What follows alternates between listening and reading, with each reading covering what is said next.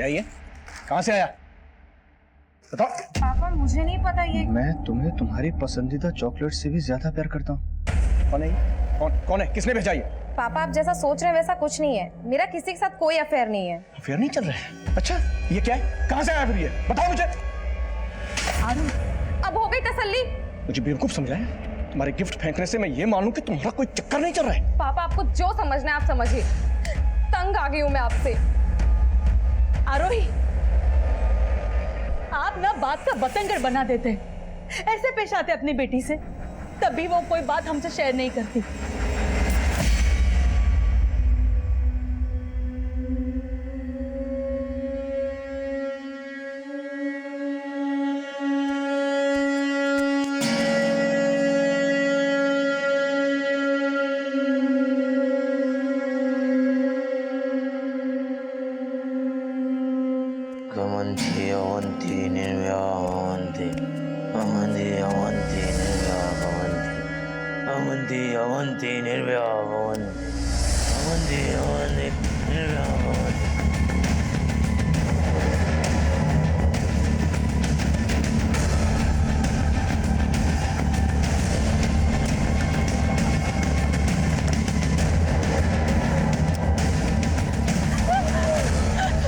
मुझसे गलती हो गई, मुझे माफ कर दो।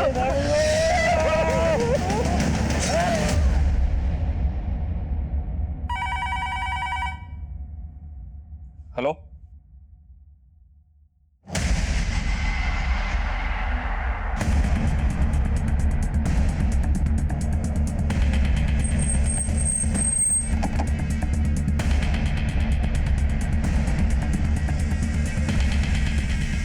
सर बहुत ब्रूटल मर्डर है सर। गले पर और बॉडी पर शायद किसी नुकीली चीज से लगातार वार किया गया। इसकी कंडीशन देखकर लग रहा है सर कि शायद इसके साथ रेप भी हुआ हो। सर इसके पास से आईडी, मोबाइल पास कुछ नहीं मिला। अब या तो इसको लूट के इरादे से टारगेट किया गया या फिर इसकी पहचान छिपाने के लिए ऐसा किया गया। इसकी पहचान पता करो, इसके फिंगरप्रिंट्स आधार कार्ड के डेटाबेस से मैच करो और बड़ी पोस्टमार्टम के लिए भिजवाओ। सर मामला सिर्फ लूट का नहीं है राणा। जिस बेरहमी से लड़की को मारा गया है, किसी गहरी कोफ्त की बू आ रही है। कोफ्त मतलब सर? अगर हिंदुस्तानी लिटरेचर पढ़ा होता तो मालूम होता। कोफ्त मतलब ऐसी घृणा, ऐसी रंजिश जिसने किसी इंसान को भीतर तक छन्नी कर दिया, जैसे इस लड़की को छन्नी करके मारा गया।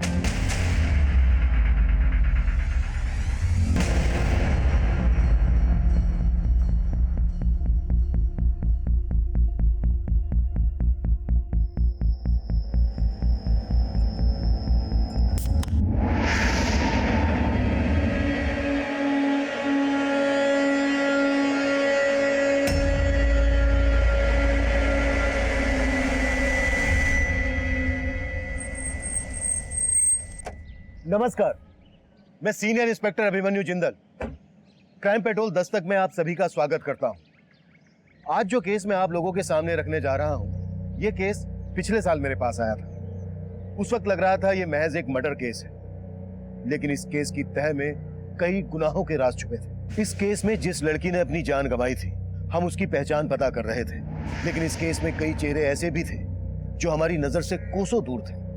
अफसोस ये था कि उस दूरी को तय करने के लिए हमें कई गुनाहों के अंजाम देखने थे, क्योंकि इस केस में कोई एक नहीं बल्कि कई विक्टिम थे।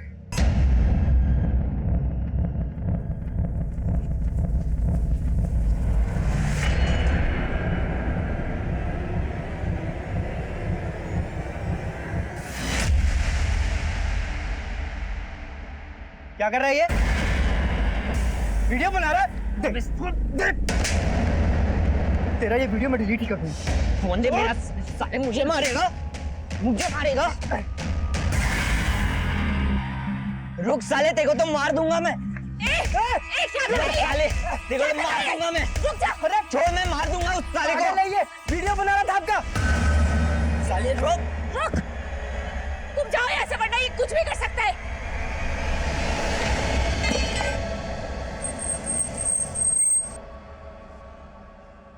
सर जिस लड़की की लाश हमें नेहरू विहार के पास मिली थी उसकी पहचान हो गई है। वो लड़की नेहरू विहार की थी। कांस्टेबल ने जब उसका फोटो उसके पेरेंट्स को दिखाया तो उन्होंने उसे आइडेंटिफाई कर लिया। आरोही, आरोही। उस लड़की का नाम आरोही है। पेरेंट्स का कहना है कि वो कल रात से घर नहीं लौटी थी। नशे में इतना अंधा हो गया है कि अपनी बहन का वीडियो। हाँ, बनाया वीडियो। और अगर चाहती है उसे बेच के पैसे ना कमाऊं तो पैसे दे मुझे। मतलब तू इतना गिर गया है कि अपनी बहन की इज्जत भी बेच सकता है नशे के लिए। जैसे तैसे काम करके दूसरों के घरों में पैसे कमाती हूँ, खाने का इंतजाम करती हूँ, और इसको पैसे चाहिए। ये ले पैसे, ये ले। तुझे जो करना है कर।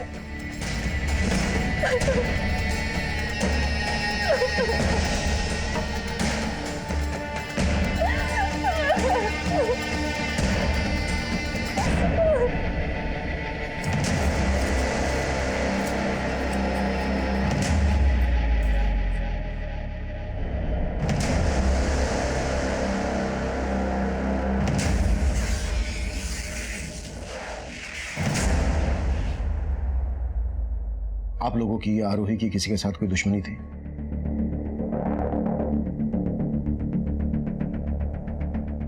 आप लोगों ने आरोही को आखिरी बार कब देखा था?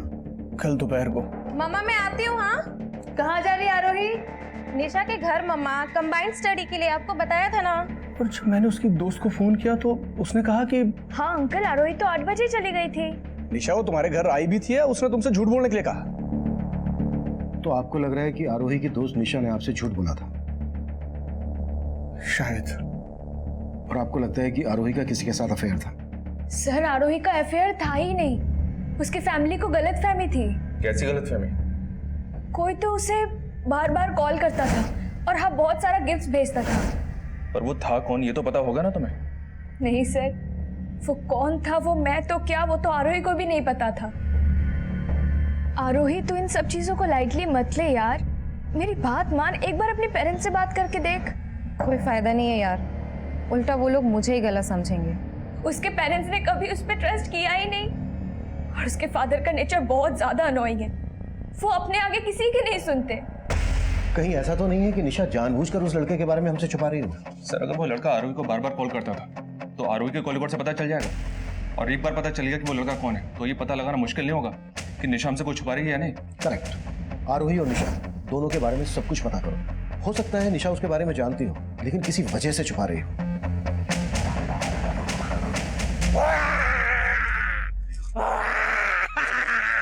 बम्बोले, बम्बोले,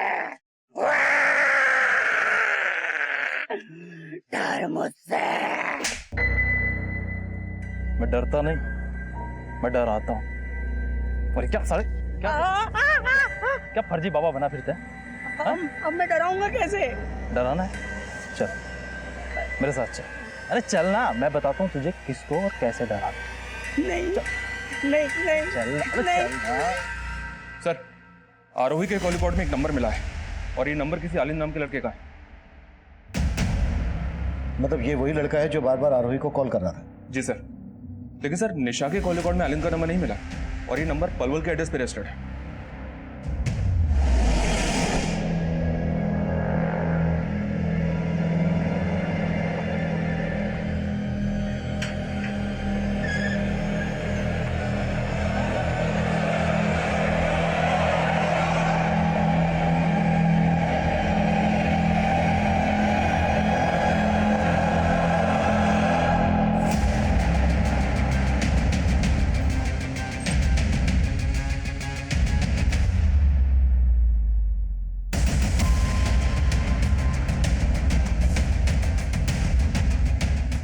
हाँ राना बोलो। आलिंद के घर पे तो ताला लगा है सर। मतलब उसका आरोही के मर्डर से कोई ना कोई कनेक्शन जरूर है, इसलिए फरार हो गया। उस तक पहुंचने की कोई लीड? आलिंद के आसपास में इंक्वायरी की तो पता चला उसके आगे पीछे कोई नहीं है, लेकिन एक बात है सर, आरोही का मर्डर हुआ 4 दिन पहले और आलिंद का घर पिछले 2 महीने से बंद है। लेकिन आलिंद का फोन आरोही के मर्डर वाली रात तक फरीदाबाद में एक्टिव था और उसका घर है पलवल में। मतलब पिछले 2 महीने से वो फरीदाबाद में रह रहा था। मामला कुछ अटपटा लग रहा है। एक काम करो राना, निशा से बात करो। देखो आलिंद के बारे में क्या बोलती है। सर इसको मैंने कहीं देखा है, ये तो ऑटो वाला है।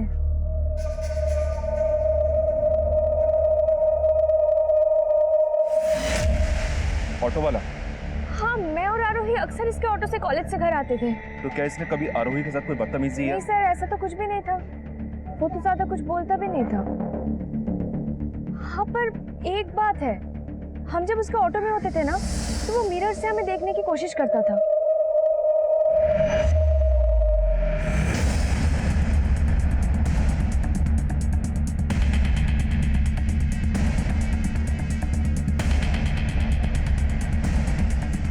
सर फरीदाबाद के ऑटो स्टैंड पे हमने आलिंद के बारे में पता किया। वो वहाँ 2 महीने पहले से ऑटो चला रहा था और आरोही के मर्डर के बाद से ही गायब है। वो फरीदाबाद में कहाँ रह रहा था, किस किस से मिल रहा था, कुछ तो पता चला होगा? नहीं सर, यहाँ उसके बारे में कोई कुछ नहीं जानता।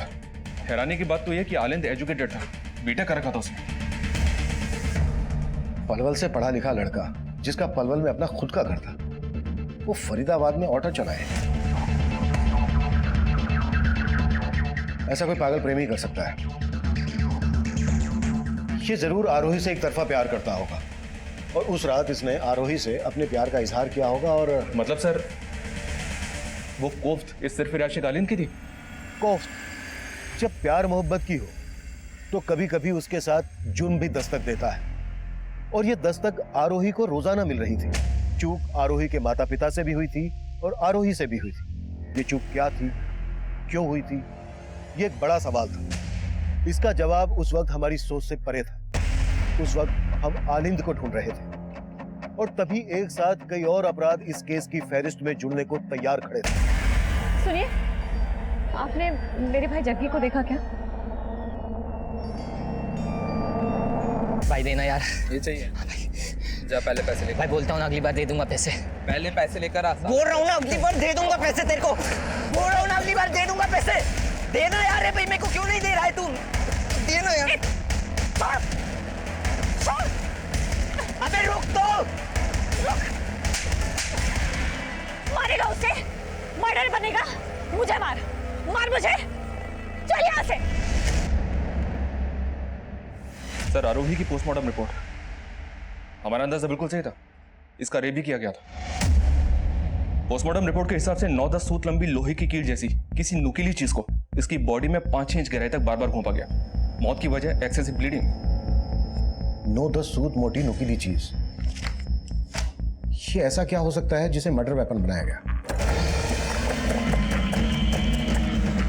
बोला तुम क्या साहब?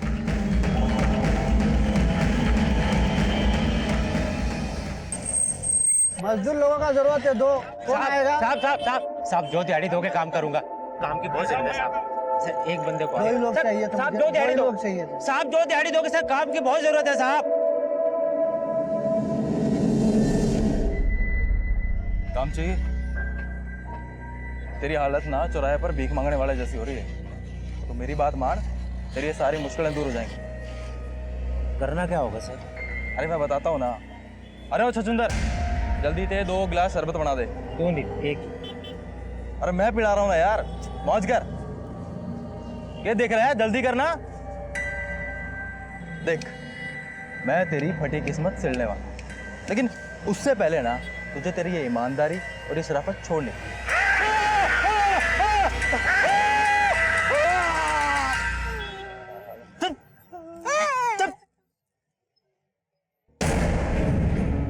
देख, इतना से कुछ नहीं होगा, ठीक है?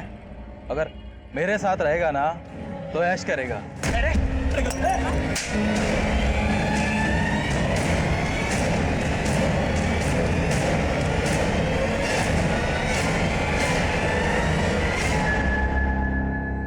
आरोही की बॉडी पर जिस मोटाई के खाब से,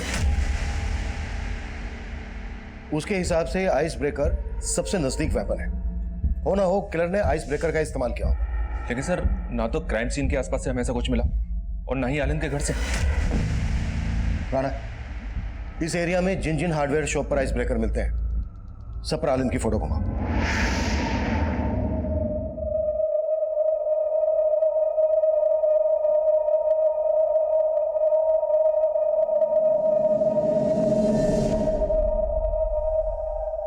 झूठ मूठ का दुखी होने का नाटक मत कीजिए। सब आपका दोष है।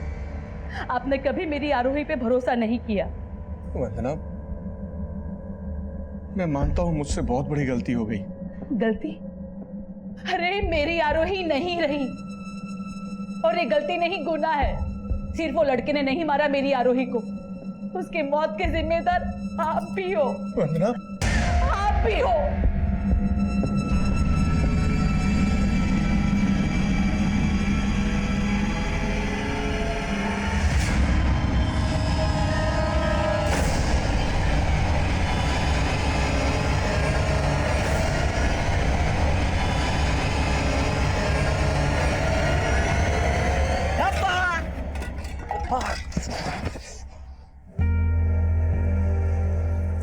दर्द हो रहा है भैया, मुझे माफ कर दो भैया। सारा खाना गिर गया, घर में फूटी कोड़ी भी नहीं है। पर वो लंबरदार तो आपको काम दिला रहा था ना भैया। नंबरदार अच्छा आदमी नहीं है, उसके साथ नहीं करना काम हमें। कहीं ना कहीं से पैसों का इंतजाम हो जाएगा, तू परेशान मत। पैसा है हमारे पास भैया, आज बहुत बख्शिश मिली मुझे, सबको मैंने बहुत हंसाया, बस आपको दुख पहुंचा दिया।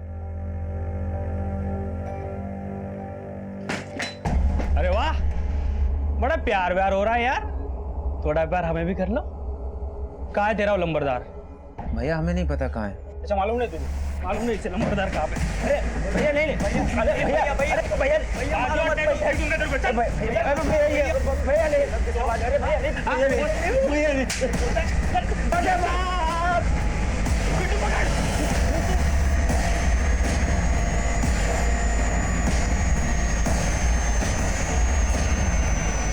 डरो मत भैया, मैं हूं ना।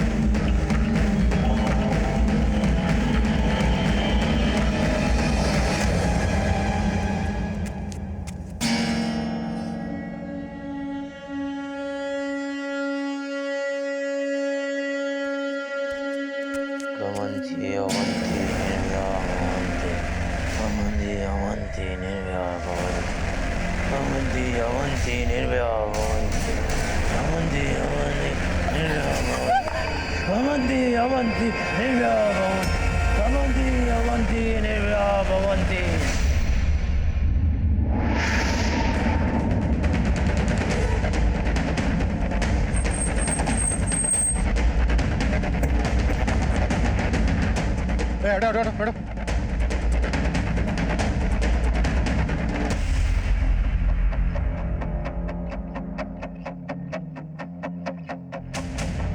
सर, इसके पॉकेट में तो कुछ भी नहीं।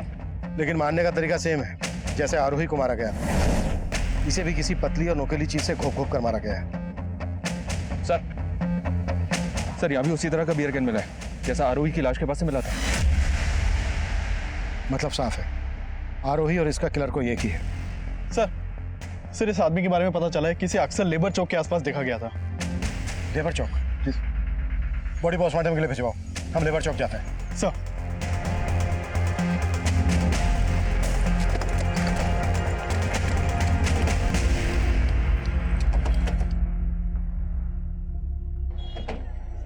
देखो आसपास पता करो, कोई जानता है क्या?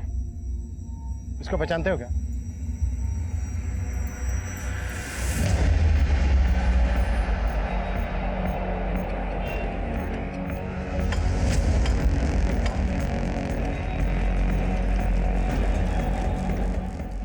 हाँ साहब, ये तो लंबरदार है। लंबरदार? हाँ, लोग इसको यही बुलाते हैं। इसका असली नाम तो हमको नहीं मालूम है। इसके बारे में कुछ और जानता है? ये कहाँ रहता था? इसका कोई दोस्त, रिश्तेदार? इतना तो मैं इसको नहीं जानता साहब। हाँ, लेकिन कुछ दिन पहले ये आदमी यहाँ आया था और इसके साथ एक और लड़का था, यहाँ खड़ा था वो। फिर बीच में एक बहरूपिया आया, वो डराने लगा सबको। फिर दो लोग आए और मारने लगे इनको। अच्छा, लंबरदार के पीछे जो दो लोग भागे थे वो कौन थे? नहीं साहब, इतना तो मुझे नहीं मालूम। और लंबरदार के बारे में साहब, इससे ज़्यादा मैं कुछ नहीं जानता। साहब ये वही बहरूपिया है साहब। ये वही है साहब। ए रोक, इधर आ। ए पकड़ो इसको। जाओ उधर जाओ।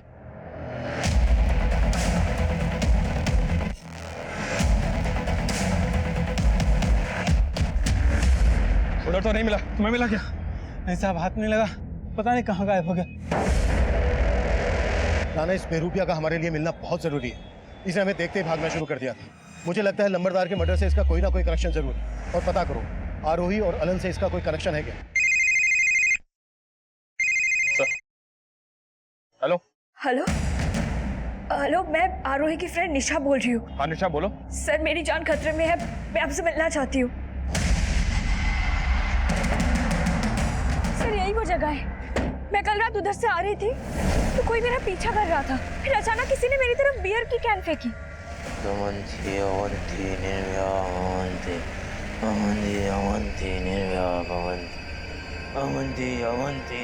सर किसी तरह मैं जान बचा के घर गई, वरना वो मुझे भी मार देता।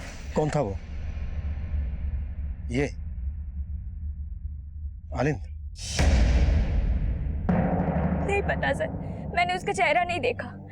हो सकता है वो आलिंद है, पर सर वो जब मेरा पीछा कर रहा था ना तो कुछ अजीब सा श्लोक बोल रहा था। वो श्लोक? कैसा श्लोक? कौन सा श्लोक? कुछ समझ नहीं आया, कुछ तो अजीब ही बोल रहा था वो। सर मुझे लगता है जो आरोही को मारा है वो मुझे भी मारना चाहता है। प्लीज सर मुझे बचा लीजिए सर। निशा तुम बेफिक्र रहो, हमारा एक कांस्टेबल तुम्हारे साथ रहेगा, तुम्हारे घर के बाहर भी रहेगा। Thank you so much sir. पैसे खत्म हो गए तो घर याद आ गया। तेरे चक्कर में मुझे अपनी जिंदगी बर्बाद नहीं करनी है। अरे तुझे जो करना है कर, लेकिन जा तू। अरे नहीं चाहिए ऐसा भाई। मैं जानता हूँ दीदी, मैं आपको बहुत दुख देता हूँ, मैं बहुत बुरा हूँ, पर मैं क्या करूँ, मेरा खुद पे बस नहीं चलता। मैं बहुत बुरा हूँ दीदी, मैं बहुत बुरा हूँ। मुझे मारो, मारो दीदी, मुझे मारो दीदी, मुझे मारो, आप मुझे मारो, मारो दीदी, मुझे मारो। क्या कर रहे हो? संभालो अपने आप को, सब ठीक हो जाएगा। नहीं जाने दूंगी मैं, नहीं जाने दूंगी जग्गी।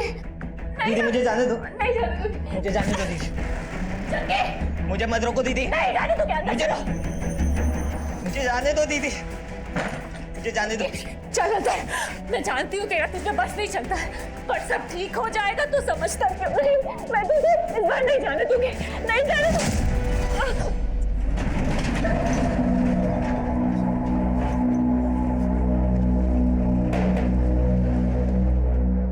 क्या जरूरत थी पुलिस को देकर भागने की?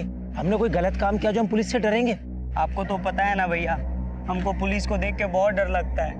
और वो याद है ना गांव में हमारे साथ पुलिस स्टेशन में क्या हुआ था?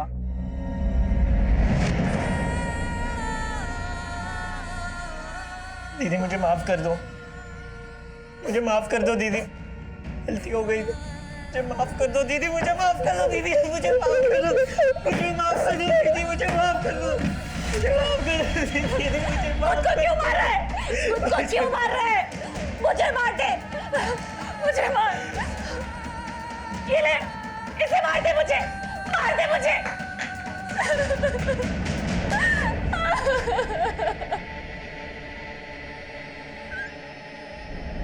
सर हार्डवेयर की कई दुकानों में पता किया मैंने, आनंद ने कहीं से भी आइस ब्रेकर नहीं खरीदा था। सर गोले वाले ने ये बहरूपिया और ये दूसरे आदमी का स्केच बनवाया है जो लंबरदार के साथ थे। लेकिन सर गोले वाले को उन दोनों आदमियों का चेहरा ठीक से याद नहीं है जिन्होंने लंबरदार के ऊपर अटैक किया था। ये आदमी और ये बेरूपिया दोनों के स्केचेस सर्कुलेट करो, कैसे भी करके पता लगाओ इनके बारे में और आलिंद के बारे में भी। सर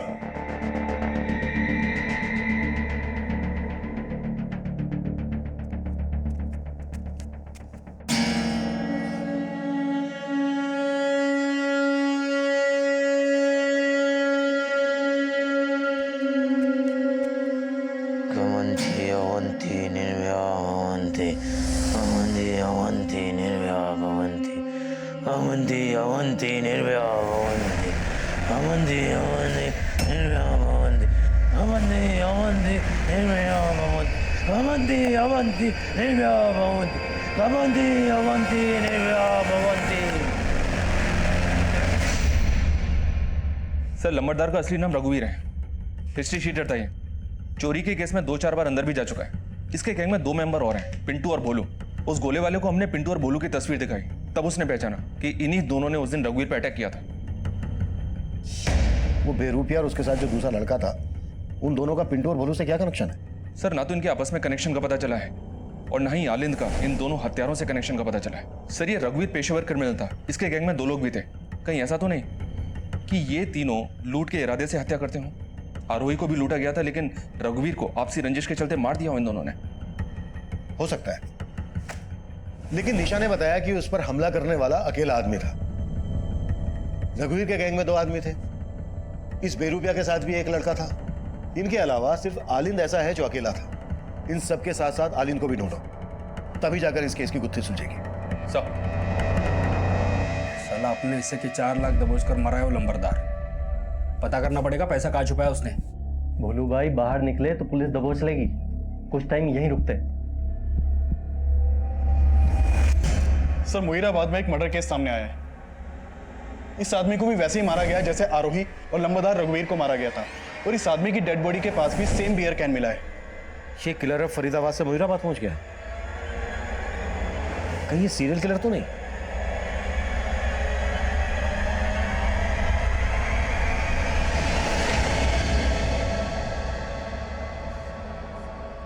राणा सर, इन तीनों मर्डर्स में एक चीज कॉमन है। क्या सर? ये देखो, इन तीनों के पैर में काला धागा बंधा है। ये बात हमने पहले नोटिस नहीं की। इसका मतलब किलर विक्टिम्स के पैर में पर्पसली काला धागा बांधता है। करेक्ट। इन तीनों मर्डर्स का किसी ना किसी तंत्र से कनेक्शन जरूर है। हो सकता है तीनों विक्टिम्स का किसी तांत्रिक के आना जाना हो। राणा एक काम करो, आरोही के पेरेंट्स से फिर से बात करो और पता करो कि आरोही का या उनका किसी तांत्रिक से कोई कनेक्शन है क्या।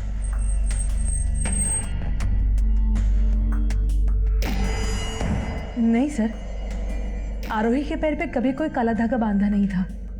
और हमारा और आरोही का कभी तांत्रिक के पास आना जाना नहीं रहा। Excuse me. हाँ सही बोलो। सर उस बहरूपिये के बारे में पता चला है। वो अपने भाई के साथ एक झोपड़पट्टी में रहता है, लेकिन अभी दोनों भाई घर पे नहीं है। ठीक है।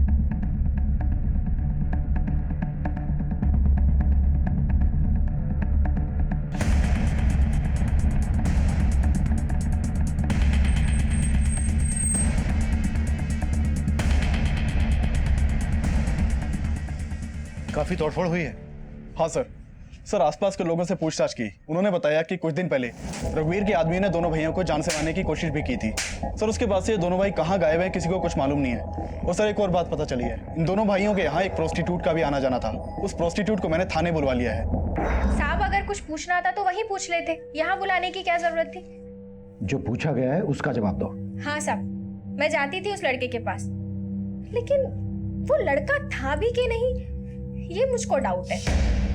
तुम उस बेरूपिया की बात कर रही हो? हाँ साहब, एकदम नौटंकी था वो। पैसा देता था मुझे, लेकिन मेरे साथ ही नहीं सोता था। ए, कपड़ा नहीं, तुमको पैसा दिया ना, अब तुम पूरी रात मेरा कर्तव्य देखोगी। हाँ साहब वो नाच नाच के मुझे अजीब अजीब से करतब दिखाता था, लेकिन उसका भाई चुपचाप बाहर बैठा रहता था। सुन बे, तेरे भाई ने तो कुछ नहीं किया, तू करेगा क्या? और वैसे भी रात भर तो अरे अतरंगी थे दोनों भाई। ठीक है, तुम जा सकती हो। बड़ी अजीब बात है राणा, ये दोनों भाई प्रोस्टिट्यूट को अपने पास बुलाते थे, लेकिन इसके साथ कुछ करते नहीं थे, जबकि आरोही के साथ रेप हुआ था।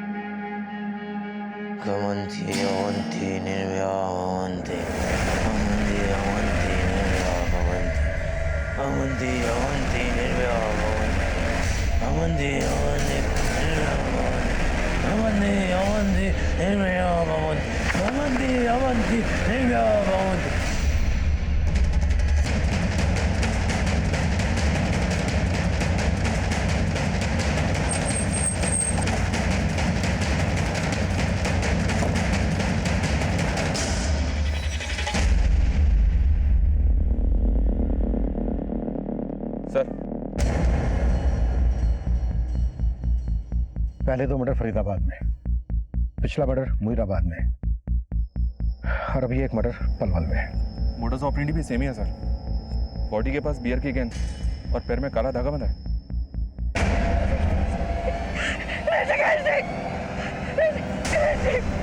क्या हो गया?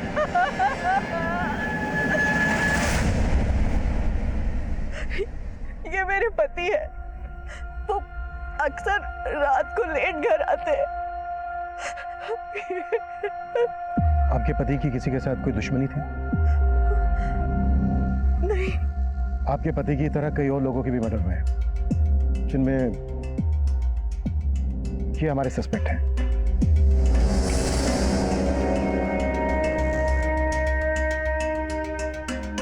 इनमें से आप जानती किसी को?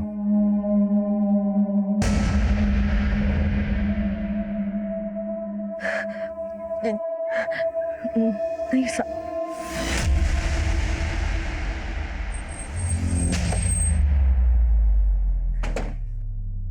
राना, मुझे लग रहा है वो औरत हमसे कुछ छुपा रही है। मतलब सर आप कहना चाहते हैं कि वो इन सस्पेक्ट्स में से किसी न किसी को जानती है? हो सकता है।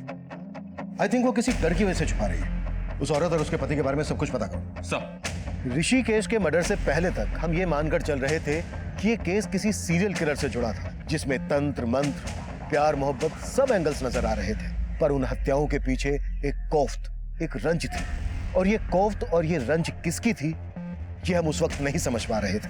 साइको लवर आलिंद, बेरूपिया रंजीत, उसका भाई कौशल, हिस्ट्री शीटर रघुवीर के आदमी, हम सबको ढूंढ रहे थे। लेकिन उन हत्याओं का मकसद क्या था, उन्हें अंजाम तक पहुंचाने वाला कौन था, ये तब एक बड़ा सवाल बना हुआ था।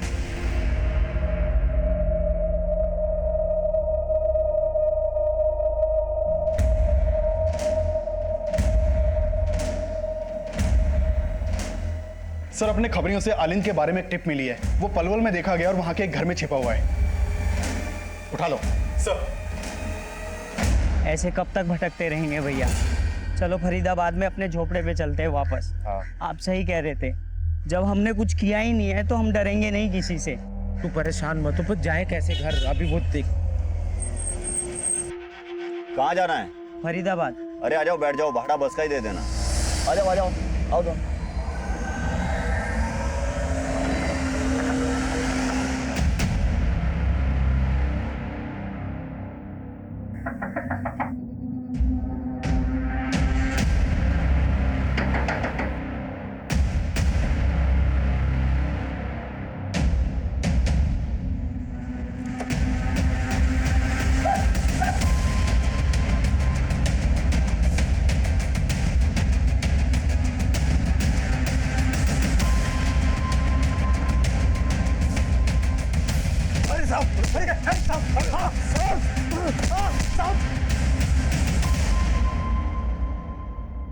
तू ना मेरी समझ में नहीं आ रहा है। तूने बीटेक किया, बीटेक करने के बाद रिक्शा चलाने लगा, और ये मंत्र कहां से सीखा तूने? कौन सा मंत्र साहब? अब बोल। मैं तो आरोही के लिए पागल था साहब।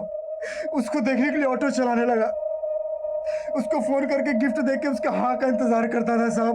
लेकिन वो साहब, मैं डर गया था साहब, डर गया था। मैं जानता था कि आप लोग मुझे ही पकड़ोगे, लेकिन मैंने मर्डर नहीं किया। पता है? जी हाँ सर, उस आदमी की खुद की अपनी एक फैमिली है बल्लभगढ़ में, पर वहां भी वो रहता नहीं था, कभी कभी मिलने के लिए आता था। सर, आलिंद नहीं उगल रहा है कि उसने किसी का भी मर्डर किया है। उसका कहना है कि वो आरोही के अलावा किसी भी सस्पेक्ट या विक्टिम को नहीं जानता है। Hello, what?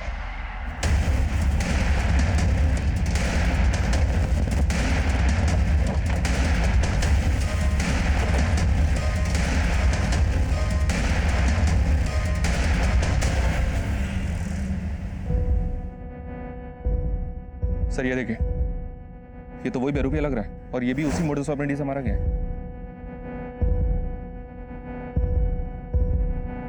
लेकिन इसके पैर में काला धागा नहीं है। सर कहीं ऐसा तो नहीं किसी ने इसका मर्डर करने के लिए उस किलर की मोडस ऑपरेंडी का इस्तेमाल किया? हम तो अब तक इसी को सस्पेक्ट मानकर चल रहे थे। अब इसका मर्डर किसने किया होगा? इसे और इसके भाई कौशल को रघुवीर के आदमी मारने आए थे। कहीं ऐसा तो नहीं है कि कौशल का भी मर्डर हो गया? आसपास चेक करो, कुछ मिलता है क्या? मैं तब तक ऋषिकेश की बीवी से मिलकर आता हूँ।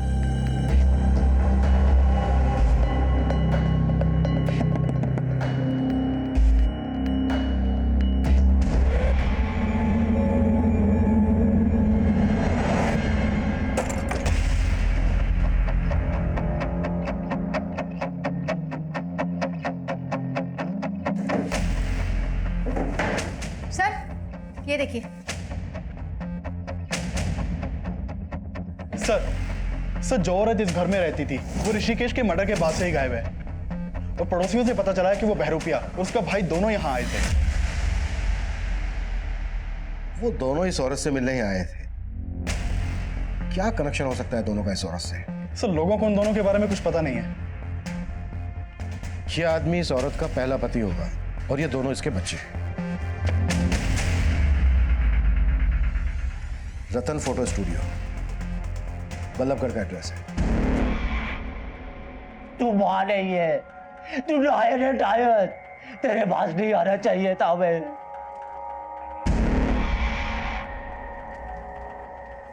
ठूस लो और फटाफट चलते बनो।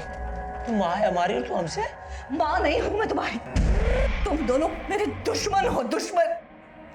फटाफट खा के निकलो यहाँ से। नहीं जाएंगे जब तक हम तेरे उस नए पति से नहीं मिल लेते। तेरी वजह से ऋषिकेश जी, तेरा छोटा बेटा भी तो मरा है वहां। रंजीत के लिए आंसू नहीं निकले तेरे। बोल मुझे, बोल।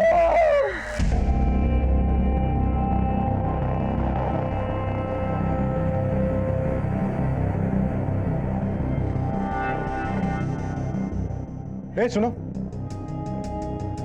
जी साहब। ये होशियार का घर है ना? हाँ साहब, घर तो यही है, लेकिन उसका तो काफी टाइम पहले मर्डर हो गया था।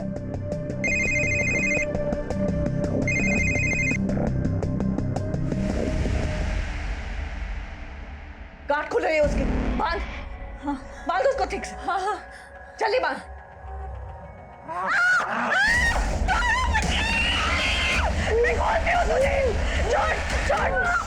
छोड़ दियो। ये देख, छोड़ दिया।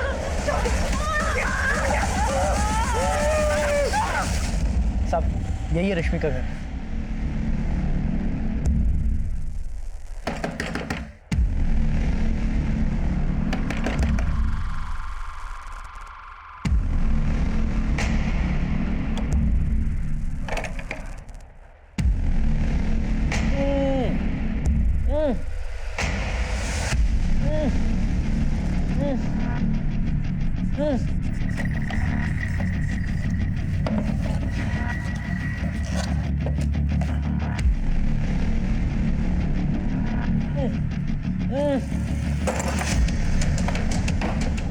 हाथ खोलो इसके।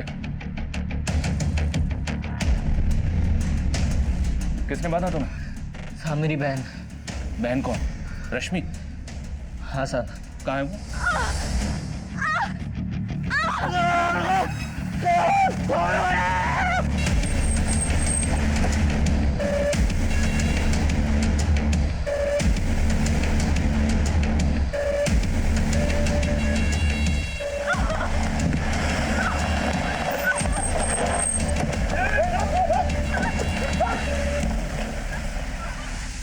इसने मुझे 2 बार विधवा बनाया। पहली बार अपने सगे बाप होशियार जी को मार डाला, ये ऋषिकेश जी को भी मार डाला। लेकिन रंजीत को कौशल ने नहीं मारा था, उसको ऋषिकेश अंकल के बेटे ने मारा था, बदला लेने के लिए। कहाँ जाना है भाई? छोड़ दूं?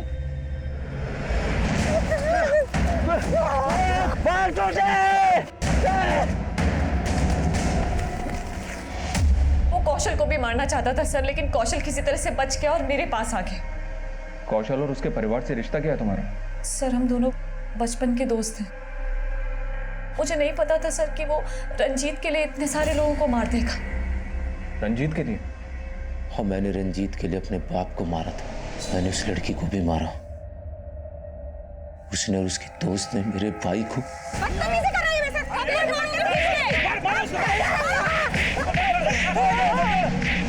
मजाक करके बहरूपिया बन के अपना पेट पालता था, लेकिन वो लड़की तो फिर रघुवीर को क्यों मारा? रघुवीर के गैंग के लोग उससे अपना हिस्सा चाहते थे। उसने सबका हिस्सा मार लिया और उसके गैंग के लोग हमारे घर में आके हम दोनों को मारने लगे। हम वहां से जैसे तैसे करके भाग और हम जाकर रघुवीर के घर में छिप गए। हम दोनों उसके घर में छुप तो गए, लेकिन मेरे अंदर आग जल रही थी, तो मैं अपने अंदर की आग बुझाने के लिए उस लड़की को मारने चला गया और वो बच गई। मैं वापस रघुवीर के घर आया तो देखा मुईराबाद में मैंने जिस आदमी को मारा, ये वही आदमी था जिसने बचपन में पुलिस स्टेशन में मेरे भाई की चड्डी उतारी थी। ये अंदर से भी लौंडिया तो नहीं है, देखा जाएगा। और फिर मैंने अपने सौतेले बाप को भी मार दिया। उसकी वजह से हमारी माँ हमें छोड़कर चली गई थी और उस दिन उसने हम दोनों को जलील भी किया था। खाना क्यों दिया कुत्तों को? फिर मेरे सौतेले भाई ने अपने बाप का बदला लेने के लिए मेरे भाई रंजीत को मार दिया। ये बोल, सबके पैर में जो काला धागा बंधा होता था, उसका क्या चक्कर है? साहब, वो धागे मैंने ही बांधे हैं। जब मैं छोटा था ना, तो मैंने अपने बाप को मार दिया था, तो मुझे एक बाबा ने प्रायश्चित कराया और बोला तू किसी का भी खून करेगा ना तो बस ये मंत्र पढ़ देना, यमन धमंग धमंग यंदनी निर्भया।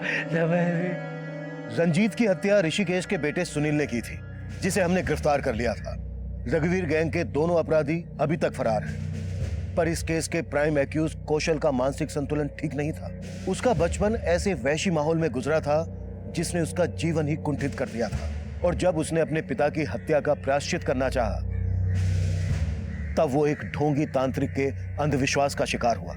इस केस की इन्वेस्टिगेशन के दौरान हमें रश्मि पर हुए अत्याचारों का पता चला और अदालत के फैसले पर रश्मि के भाई जग्गी को रिहैब सेंटर भेज दिया गया।